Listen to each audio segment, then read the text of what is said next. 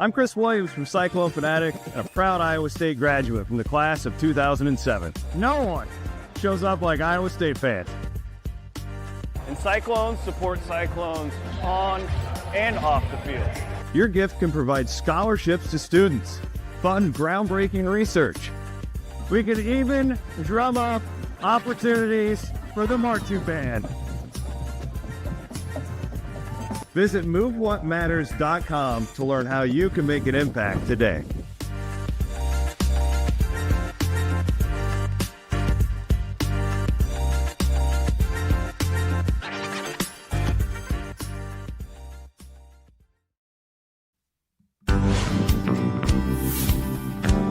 %10 of all the new cars sold in Iowa come from the Carl Auto Group. Our neighbors trust us to have the largest selection and the highest standards. To our current customers, thank you. And to our future customers, see for yourself why Carl drives Iowa. Your dealer for life, it's the Carl way.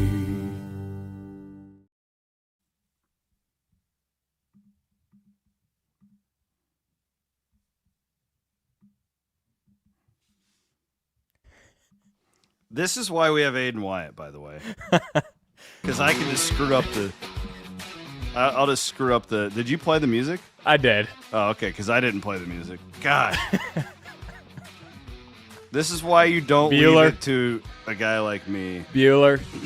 Yeah. Oh, my gosh. And I was like... I was trying to get it going on time. It's okay. At least this is the pregame show. We don't have to, like, post this. Women are back on top.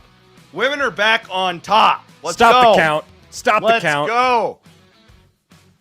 God, that was a terrible first half for the Iowa State women. Back, they were down 5. What are they on a 6-0 run? Oh, they just gave up a 3. I'm probably ahead of you.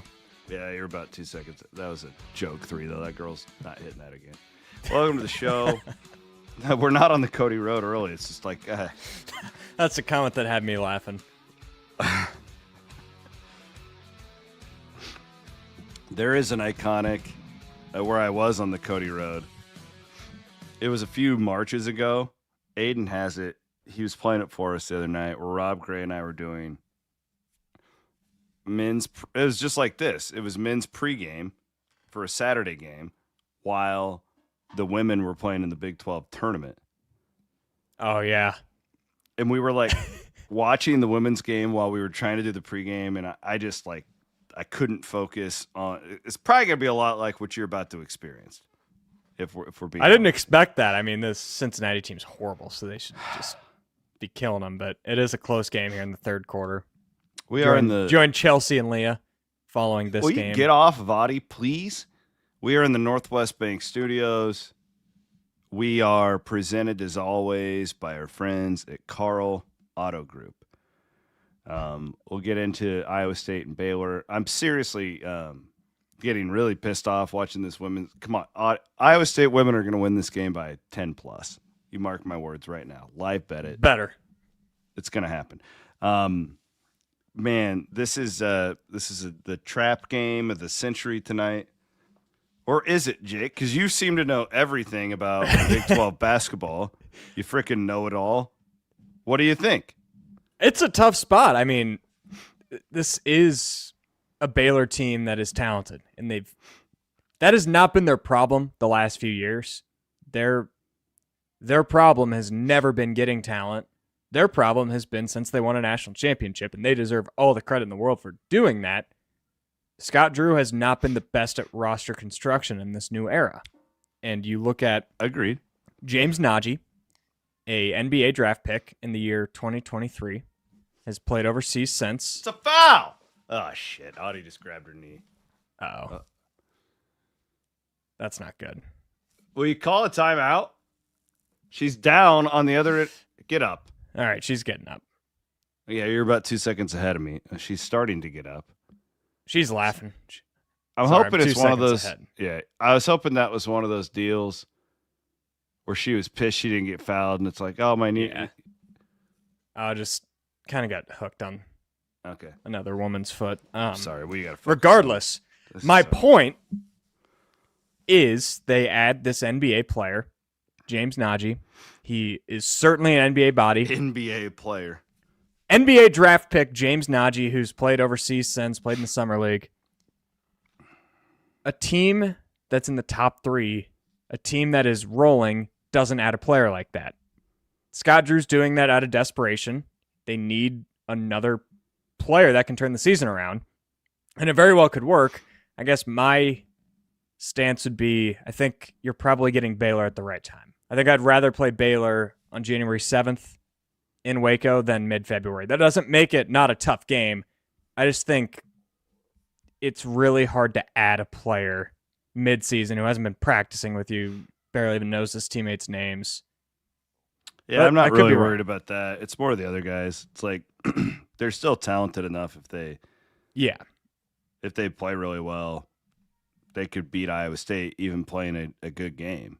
I mean, this is still a game in Waco against a Hall of Fame coach with, really good talent.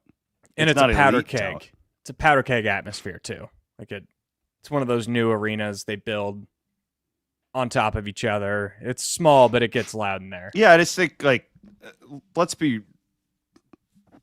you and me had a good conversation at lunch today that I think we could share. And I know you've said this on your Iowa Everywhere show and on Beat Reporters. I've heard you make comments like this, but this is like a new era of college basketball in a way too, where the good teams are usually just a lot better than the really good teams are a lot better than the good teams, and then the bad teams are just really bad. Yeah. And we're kind of at a point right now where in a normal college basketball season,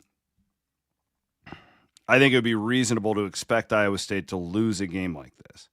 Like the Big 12 5 years ago, you would say, this is a spot, nobody's going undefeated, tough game, wouldn't be shocked at all. 100%. In fact, I would, in a normal situation like that, almost blindly pick the unranked team at home that for at least 1 point today, the line was 3. I think it's come back, but it's been kind of jumping Last up and I down. saw was 4.5. Okay, whatever. I would take the points in a spot like that. Your point is that in today's college basketball, specifically this Big 12, that the elite teams often will just take care of business now compared to 5 years ago. Yeah, you're typically not going to see the 12-6 team be in the running the last week of the season. There was a year where I believe Kansas won the league at 13-5, Mm-hmm. and there was another team. I think there's 3 or 4 teams that finished. That was a 12-6. round robin too. Yeah, it's a different game right now. There were different rules back then. My point would not be that the season's over if you lose. That would be asinine to say. That wouldn't be true.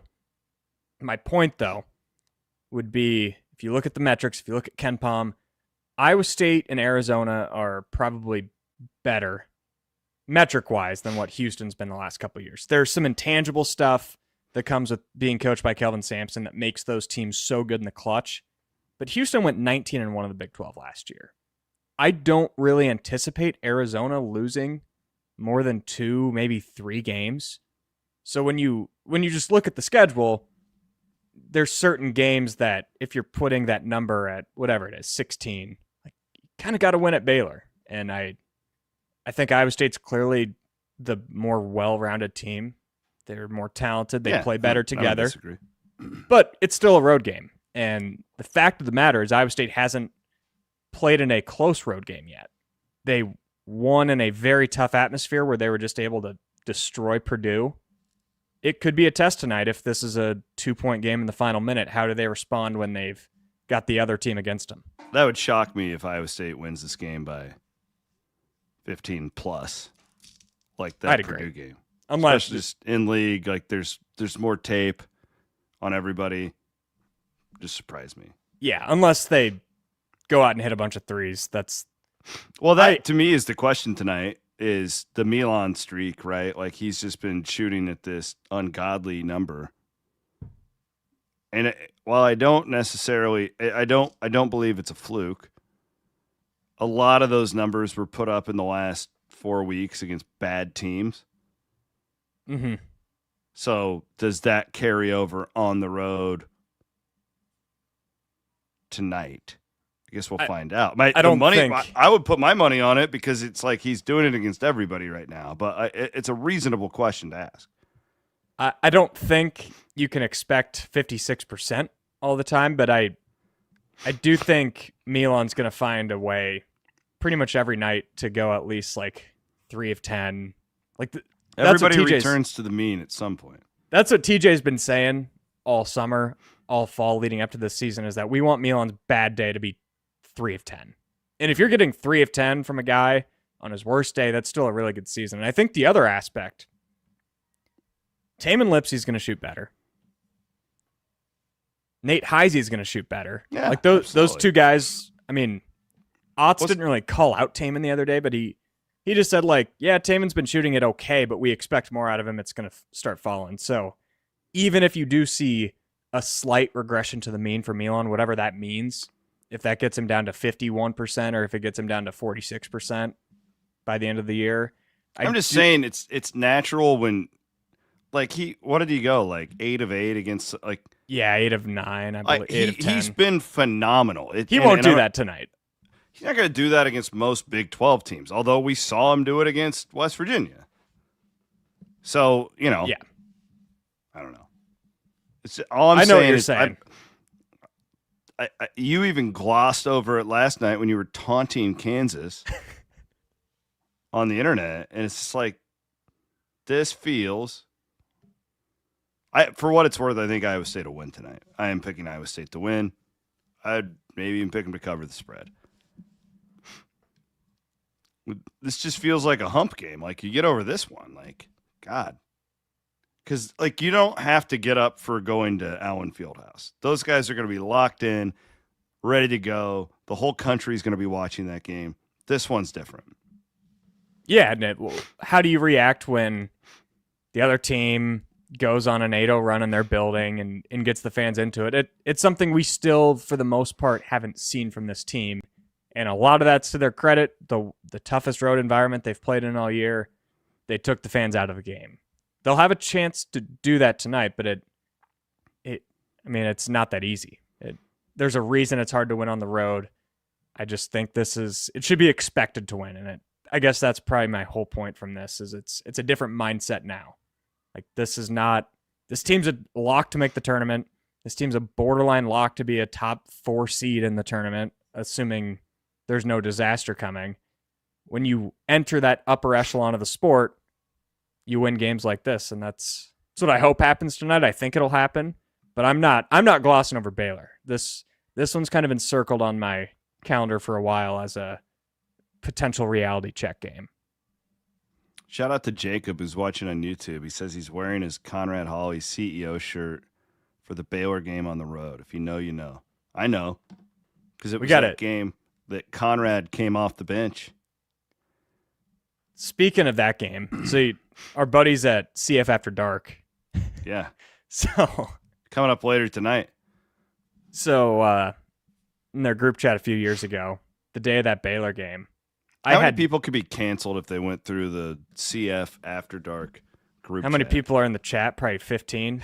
So I'd say 15 people. So the day of that Baylor game a few years ago, I think I was sitting in a drive-thru and someone came in. I was listening to Walters and someone came in the game a little early. I don't remember who it was, but then I just jokingly said in the group chat, Eli King's in the game. And then 5 minutes later, Walters says, and now Eli King is entering the game. So it became a running joke for the rest of the year that it was his first meaningful minutes, and then we all know the rest. Conrad comes in, lights a spark under their ass, and they handle a really good Baylor team at their place. I don't think this team right now is in a spot where they need to like get everyone off the bench. We're all playing. I think they're still humming. So we'll see if the top 8 can go out there and do what's needed. They are going to need to be physical though, and they're going to need to hit the glass. This is a big opportunity for Blake Buchanan to go prove himself. Not that he hasn't, but this is probably going to be another step up from some of the big men that he's faced. This will be similar to what it's like going against St. John's when they were just crashing the offensive glass left and right. It'll be a similar challenge tonight for Plata and Buchanan. Can we talk about this women's game? Yeah. What's going on here? I don't know. I mean, Audie just is missing shots she makes almost all the time. I know, and you do that on top of Jada she's in a shooting slump. I mean, Jada's 1 of 8 right now. Don't have Addie missing, Brown. Yeah. It's just bad. Well, and I love Steve Kemp in the comments saying that Cincinnati's built to stop Audie. Cincinnati is not built to stop a nosebleed. They're terrible. They're 5-10. This is like playing a MAC school. This should not be happening. This can't happen. Jade Thompson in the chat asking Addie's injury. It's a back problem. This, to me, like, she played Sunday. Fenley said after the game she's been dealing with a bit of a back issue, nothing too serious. To me, this felt like resting. I think Fenley saw the opportunity to play a horrible Cincinnati team and said, we're going to rest Addie. And maybe it was the wrong call because they're in a game heading into the fourth quarter here shortly. Man, they just tossed Harris down there on that free throw. All right, let's round out the third quarter. We can watch it together, and then I don't have any more. Oh man, Harris is just getting abused out. Make a layup. Let's go. How many layups did they miss? This tonight? has been so much more about Iowa State than Cincinnati. Yeah, they're just a tick off. But a tick off in basketball goes a long way, right? I mean, it's hard to play in these atmospheres too. Like this is how many like times did we see Colorado beat Iowa State back in the glory days in the 2000s? I don't know. I wasn't alive. Well, I'll tell you, like some of Iowa kidding. State's best teams would go to Colorado and there'd be like 45 people there and they'd lose. There's the OGs in the chat will understand what I'm talking about. This is kind of like playing Oklahoma State of the last. All right, few there years. you go, Jackson. Let's go. Let's go. Playing in Stillwater, 3,000 people in the crowd. Oh God. Appreciate all those hanging out with us, watching the game. I think most people in the chat at this point They're still gonna probably win watching the game with us. Yeah, they have to. Cyclone basketball. They have to. Jackson, what a stud. I just love her. Would it be immoral to live bet the Cyclones on air? I probably won't do it, but Yeah, I don't think you should do that. yeah, I won't. I would though. live bet a women's basketball game like right now. Like, is that even a thing? I don't know. I've never. I'm tried. not doing a shotgun Rocco's cloner. I've never tried. I think if I did that, 1-800 bets off would just automatically pull up on my phone, start ringing the hotline. This is a professional podcast here. Okay? If Aiden was here, this would have ended 5 minutes ago. But Aiden's not here, so we can do whatever we want. No chief podcast officer in the house. All right, here we go. I'm drinking a cherry Pepsi. Things are getting wild here on. I've got my Stanley sucking down the water, baby. Hopefully the CF After Dark guys. It's dry January. That's not such a thing in my house, but I know a lot of people saw. That's a foul. Jesus, she was all over. All right, well, buckle up, everybody. Join Leah and Chelsea live right here where you're watching. After the women's game. Ladies be on right, and then we'll have our post-game show right after the men's game. Oh gosh, yes, Brickman McStuds, of course. The game's on Peacock tonight. Don't say we didn't warn you. Don't tweet at us asking what channel the game's on. Now there's going to be like 15 of you who will do that. Just to be jerks. Just tweet at Williams. Tweet at Bloom. Yeah. That's the way to do it. Hold on 1 second. You want to see? Let me real quick. I'll give you the officials. You want the officials? Sure. Tom Eads, Hollywood Higgins. You know, I've really, Doug. I've really started to appreciate Doug Sermons. Oh, Doug Sermons. Yeah, I really like him. He was on the Nebraska game last night. Played at Ohio State, I believe. We've got Doug's on the house. Padilla, Sermons, Pettigrew. Okay. Padilla, I believe there's history with Padilla and Otts, right? Yes. Padilla doesn't like Otts. Padilla, I believe, was the one. I don't know if he gave TJ the technical against K-State last year, but he was on the crew.